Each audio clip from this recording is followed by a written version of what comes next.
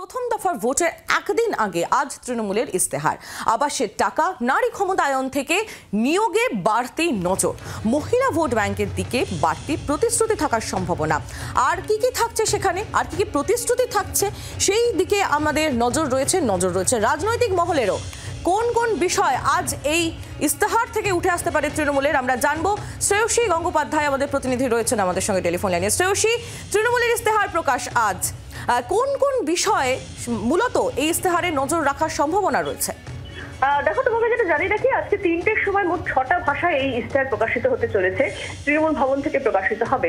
এবং এক্ষেত্রে যে মূল বিষয়গুলোর দিকে মোটা নজর থাকছে তার মধ্যে অবশ্যই যেটা তৃণমূল কংগ্রেস বারে বারে যেটা বলে আসছে, যে মহিলাদের অধিকার, মহিলাদের জন্য প্রকল্প।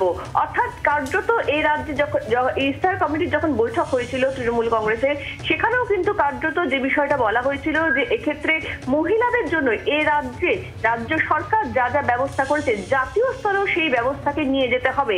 ফলে কার্যত খুবই স্পষ্ট যে এই ইস্তেহারে মহিলাদের অধিকার, মহিলাদের তাদের জন্য নানান প্রকল্প, সেই বিষয়টার উপর কিন্তু বিশেষভাবে গুরুত্ব থাকবে। দ্বিতীয় আরেকটা খুব উল্লেখযোগ্য বিষয় সেটা হচ্ছে যে আমরা জানি যে রাজ্য সরকার তৃণমূল কংগ্রেস বরাবরই গত কয়েক মাস ধরে কিন্তু কার্যত সরব যে এ রাজ্যের মানুষের বকেয়া টাকা দেওয়া হচ্ছে না, অর্থাৎ 100 দিন এবং আবাসের যে প্রাপ্য টাকা, সেই টাকা থেকে তারা বঞ্চিত বলে তৃণমূল কংগ্রেস সরব। ফলে সেই সংক্রান্ত বিষয়েও কিন্তু এই ইস্তেহারে নির্দিষ্টভাবে থাকতে পারে। এবং সেক্ষেত্রে 100 দিনের কাজের যে মজুরি, সেই মজুরি সংক্রান্ত বিশেষ ঘোষণা, অর্থাৎ জাতীয় স্তরে গোটা দেশে 100 দিনের কাজের মজুরি নিয়ে বিশেষ কোনো ঘোষণা তাদের তরফে থাকতে পারে।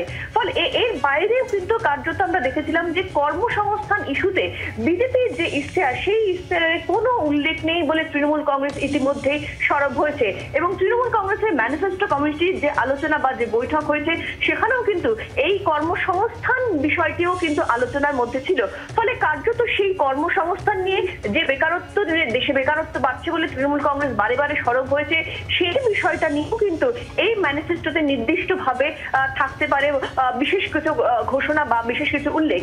এর পাশাপাশি কৃষকদের জন্য কিন্তু ম্যানিফেস্টোতে বিশেষ প্রকল্পের কথা উল্লেখ থাকতে পারে। ফলে সামগ্রিকভাবে এই বিষয়গুলোই কিন্তু মূল এবারে যে ম্যানিফেস্টো, সেই ম্যানিফেস্টোর মধ্যে তৃণমূল কংগ্রেসের ম্যানিফেস্টোর মধ্যে থাকতে পারে। এবং এর পাশাপাশি কিন্তু সাম্প্রদায়িক সম্প্রীতি, সর্বধর্মের সমান গুরুত্ব, সেই বিষয়গুলোও কিন্তু ম্যানিফেস্টোর মধ্যে উল্লেখ থাকতে পারে, এরকমটাই জানা যাচ্ছে এখনো পর্যন্ত। ধন্যবাদ শ্রেয়সী, নজর রাখো। শ্রেয়সী গঙ্গোপাধ্যায় আমাদের প্রতিনিধি ছিলেন আমাদের সঙ্গে। বাংলার আওয়াজ, বাঙালির আবেগ, জি 24 ঘন্টা।